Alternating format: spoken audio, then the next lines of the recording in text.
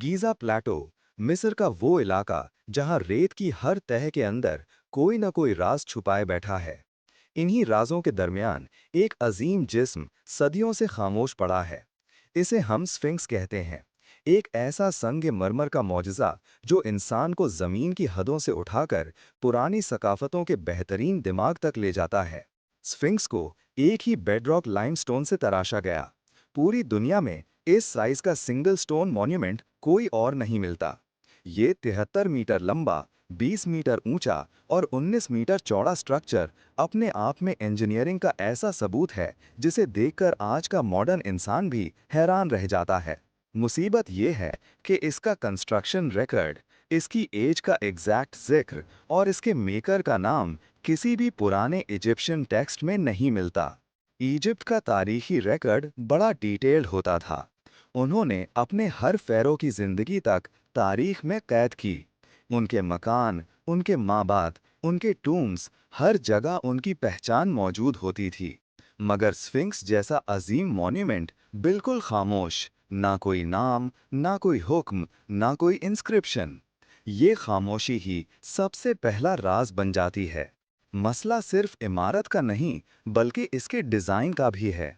Sphinx के body proportions शानदार balance में हैं, लेकिन हेड अननेचुरली छोटा लगता है। जियोलॉजिस्ट्स और आर्ट हिस्टोरियंस के मुताबिक इसका मतलब ये हो सकता है कि पहले स्फिंक्स का हेड कुछ और था, शायद एक लायन का या कोई और सिंबॉलिक फिगर, जिसे बाद के फेरोन्स ने ह्यूमन हेड में रीकार्व कर दिया। रीकार्विंग के निशान हेड पर क्लियरली देखने को मिलते हैं, जबकि बॉडी अपनी असल शेप में ज्यादा पुरानी लगती है। अगर ये ऑब्जर्वेशन सही है, तो स्फिंक्स की एज ऑफिशियल डेट से बहुत ज्यादा पुरानी हो जाती है। क्योंकि अगर पहले एक लायन हेडेड स्टैचू था, तो वो उन दिनों का हो सकता है जब गीजा रेगिस्तान नहीं था, बल्कि हरा भरा रेनी रीजन था। इस बात को सबसे ज्यादा वजन वाटर इरोजन थियरी देती है। स्फिंक्स के बॉडी पर डीप वर्टिकल इरोजन लाइंस हैं। ये पैटर्न्स हवा की वजह से नहीं बनते, ये सिर्फ बारिश से बनते हैं, और वो भी बहुत हेवीली कंसिस्टेंट रेनी क्लाइमेट से। गीजा रीजन में ऐसी रेनफॉल 7,000 से 9,000 साल पहले होती थी। मतलब स्फिंक्स की बॉडी को तब तराशा गया जब सहारा कभी रेगिस्तान नहीं बना था। ये थियरी मेन स्ट्रीम से अलग है, मगर जियोलॉजिकल एविडेंस इसे बहुत स्ट्रांगली सपोर्ट करता है। ऑफिशियल इजिप्टोलॉजी के मुताबिक स्फिंक्स को फ़ैरो खाफरे ने बनवाया, मगर खाफरे का नाम स्फिंक्स पर कहीं नहीं मिला, ना उसकी टेम्पल्स में, ना उसकी इंस्क्रिप्शंस में। कुछ इजिप्टोलॉजिस्ट ने स्फिंक्स के पास एक स्टैचू खाफरे से मैच करने की कोशिश की, लेकिन फोरेंसिक फेस मेजरमेंट्स भी क्लियर मैच नहीं देते। यानी ये असाइन की गई एज और बिल्डर सिर्फ एक स्कॉलरली अजम्पशन लगती है, एविडेंस बेस्ड कंक्लूजन नहीं। स्फिंक्स के नीचे जो चीज़ सालों से मिस्ट्री बनी हुई है, वो है अंडरग्राउंड कैविटीज़।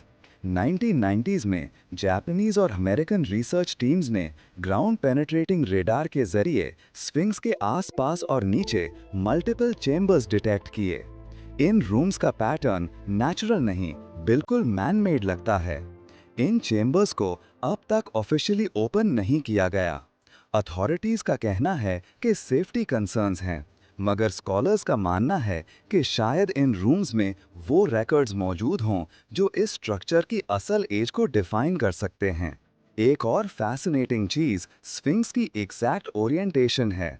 ये बिल्कुल ईस्ट की तरफ फेस करता है, और इक्विनॉक्स के दिन सूरज बिल्कुल उसके सामने से निकलता है। ये लेवल की प्रिसिजन एस्ट्रोनॉमी की हाई लेवल अंडरस्टैंडिंग के बगैर मुमकिन नहीं। ये पूरा अलाइनमेंट इस बात का सबूत है कि वो लोग जो स्फिंक्स बनाने के जिम्मेदार थे, उन्हें एस्ट्रोनॉमिकल साइकिल्स का बहुत गहरा इल्म था।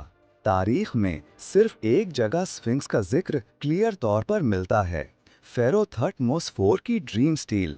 ये ग्रेनाइट स्लैब स्फिंक्स के पॉज के बीच में लगी हुई है। इस पर लिखा है कि थटमोस को नींद में स्फिंक्स ने कहा कि मुझे रेत से आज़ाद करो, मैं तुम्हें ताज दिलाऊंगा।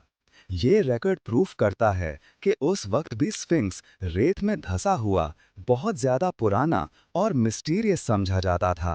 यानी pharaohs के ज़माने में भी ये एक एंशिएंट रेलिक ही समझा जाता था, उनका अपना क्रिएशन नहीं। सिंबलिज्म के लिहाज से स्फिंक्स एक गार्डियन फिगर है, ह्यूमन इंटेलिजेंस और लायन स्ट्रेंथ का कॉम्बिनेशन।